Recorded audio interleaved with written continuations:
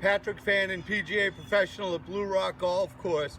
I want to show you a little tip on how to get your swing started out the right way so you can get your season started out the right way. This is what I call as a one-piece takeaway, and I'm very specific on how I like to take the club back. So once I get into setup, I want to do it proper for you here, is watch my hands in the grip of the club. As I take the club back, they're going to lower a little bit. They're going to go down, and I'm going to press and get my left arm fully extended at this point. Notice the club shaft is right along my toe line. So again, to show you, as I take the club back, a little pressure down, extend my left arm and my left hand towards the ground. When the club shaft becomes parallel to the ground, the toe of the club will be a little bit to the sky, and the club shaft will be parallel to my toe line. Right there. The mistakes I see. Number one, when I see a lot of golfers thinking of a one-piece takeaway, they take the club outside. Notice the club shaft is considerably higher off the grass, no longer parallel to my toe line when it's parallel to the ground. Causes deep divots, pull slices, just not a lot of power. Again, to show you the right way, right here. Club shaft parallel to the ground, my toe line, toe of the club to the sky a little. Another one of the mistakes is taking the club too far inside, getting it over here. This is going to cause a lot of blocks and some hooks. So again, to show you the right way, pressure down with the left arm, club shaft parallel to the toe line, parallel to the ground, toe of the club to the sky, a little bit closed. Rehearse that several times.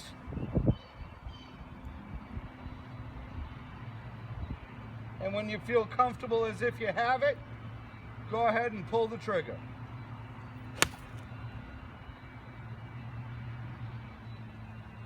If you want to get your golf swing started out the right way, rehearse that press down takeaway, what we call as a one-piece takeaway, and also sign up for one of the Blue Rock Golf Academies we have going this spring.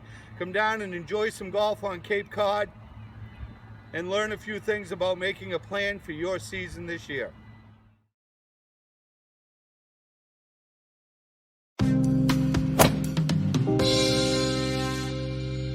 Hi, it's Julian Meller, Easy Swing Coach. This video is about how to start the golf swing. When I first learnt the Easy Swing, I spent quite a lot of time with Brian Sparks, the founder of Easy Swing, and we were going through different elements of the golf swing. And at one point I said, Brian, how do we start the golf swing? His answer was absolutely genius. He said to me, he said, Julian, my motor's already running. I said, what on earth does that mean? And he's demonstrated. So I've got a golf ball here. Let's set this one up. So he made a setup and off he went. At no point was he static. So I think if you're that golfer and you're stood over the golf ball and you become static, then it's very difficult to get started. So what Brian did very, very cleverly is, through Le Dance to Golf, what you might find here is the golf swing or the movement is starting more from the ground rather than from the upper body. Now, golfers are commonly told to do a one-piece takeaway and they move the shoulders but actually forget to move the body. So Easy Swing is all about moving the body super efficiently. So when we start the golf swing, sometimes people have a little forward press, sometimes people move the knee, sometimes people shift the weight to start the golf swing. But what we don't really want to do is become static and locked behind that golf ball before we make our swing. That's generally going to build up tension and stop you moving really well. So Brian's tip was, my motors are already running. I like to have 2 or 3 waggles before I hit it, just to get in a relaxed state, and then I'm off, making my best golf swing. So let me just demonstrate that one more time for you. So nice relaxed setup, feel comfortable, never static, my club's always moving, nice and relaxed, and then I'm off in a nice relaxed way. So top tip is don't become static over a golf ball. Get your motor running before you start. Don't rush it, feel in good rhythm, and I'm certain that this is really going to help you. Thanks for watching, bye.